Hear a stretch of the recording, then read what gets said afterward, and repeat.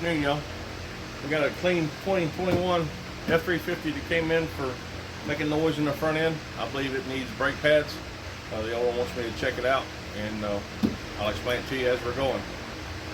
We'll see what it is and go from there. Thank you. Be right back with you. Okay, I got it up on the rack. I'm gonna pull this center cap off, pull the tire off, and then I'll get back with y'all.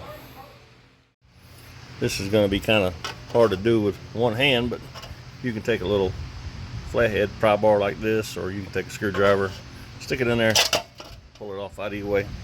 Let me get the lug nuts out or off, and I'll get back with you. Okay, I got the tire off. Just me, I like turning the wheel to the side that opposite side that I'm working on, so I can get the caliper pulled out so you can get behind it. But I already see the problem. If you look right here, you'll be able to tell where the pad is, or was. The pad's gone. And then on the other side of it, I don't know if you can see it, but only about 10% of that one is still there. So I gotta pull these bolts, get the caliper up, and put a new pad, put a set of pads on it, check, make sure there's nothing else wrong with the rotor. I'll be back with you. Okay, the easiest way to do this is get the same flat bar that you used, reach inside of here, grab the rotor, and pull the pressure off the caliper. You see it moving? And what that does, it gives you access when you pull the bolts out to get everything broke free. And then the caliper will raise up and you can put new pads in. Okay, this will take a 17mm socket. Pull your bolt. You don't have to go crazy with it. Break this one loose. Don't take it all the way out.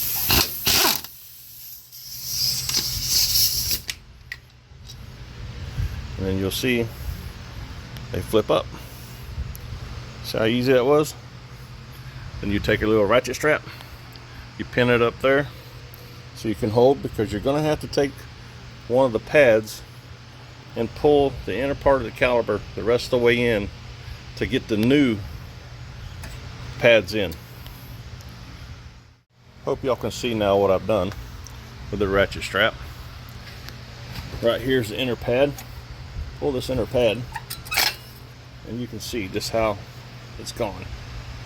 Nothing left. I'll show y'all a new one in just a minute. Let me get these loose, and then I have to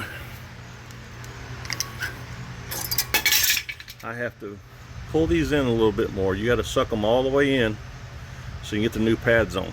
Generally what I do, I take one of the old pads, put it up there like that, and then I'll take a clamp like this and I'll pull it together. I'll show you in just a second. You'll do it like this, and when you turn this, it's going to tighten this up. It's going to pull your caliper in and push your fluid back into the reservoir that's up underneath the hood. These will snap in the same way they came out. You stick the corner up in there, pry on the little spring, and it'll close right up in there. And you pull your caliper back down, get the bolt back started. I'll get back with you. You see how much this is closed down? That is a collapsed caliper. Now you can pull it down over this, put your bolt in, and you always make sure before you do anything else, put the tire on or anything. Once you close this down, you go in there and take your foot or your hand. I use my hand, and I push on the brake pedal real slow. I let it come back up, and I push it again until it gets hard. That way I know the fluid is back in this caliper and it's adjusted back to these pads. I'll show you all in a few minutes. Now y'all can see the new pads in there. I'll tighten these bolts back up, and I'll go push the pedal and show y'all. Okay, now I'm inside the truck, the brake pedal. If y'all watch, you'll see what I'm talking about. Watch how far it goes, then you let it back up, and when you push it again, it'll get harder. Once it hits that hard spot, you let it back up, leave it alone, turn your wheel back, put your tire back on, and you can complete the other side.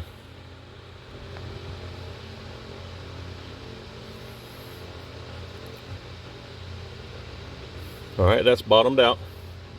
Let it back up slow. Do it again. And see how hard it just got? It just filled that caliper back up on that passenger side. See there? Now you have all your fluid back in your caliper. Now I'm at the point where I need to put the tire back on. Roll it back over where it goes. Y'all gonna have to give me a minute. I'm old. I gotta lift it back up there. I always use a bar. Get it back up on there, get the lug nuts back on it, and I'll bring you back from there. Just to do a little short, just to show y'all, that bar right there is your best friend on these bigger tires. Stick it underneath the bottom like this, and you can control that tire anywhere you want to do with it. You don't have to lift anything. What I generally do on the bottom after I get all the lug nuts on by hand, I just ease this bottom one into it. Don't go crazy on it. And go to your top one. Go to your side one. Go to the other side. That gets your rim lined back up like it's supposed to be. Nothing will be in a bind. And then what I do is I do, say I went back to here, then I go here, then I go here, then I go here, then I go here, then I go here, then I go here, then here. And then after I do that, then the pattern is to go all the way around it one more time. Don't over tighten it. Just give it some good lucky dugs. You can even torque them. But I know I've been doing this for a while. I kind of know where it's at. With these torque washers, they're behind the lug nuts. This is about all you got to do with them. You don't have to get all crazy. You'll see they stop. They'll stop spinning. And this is my finishing turn. That's all it is. This here don't matter. On the back of the cap, you'll see little springs. It don't matter which one it goes on. Just get it on one and give it a good hit. It's kind of hard to do. I'm trying to hold this phone.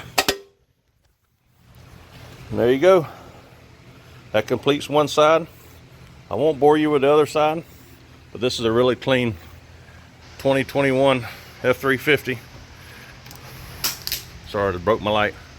Man takes very good care of his truck.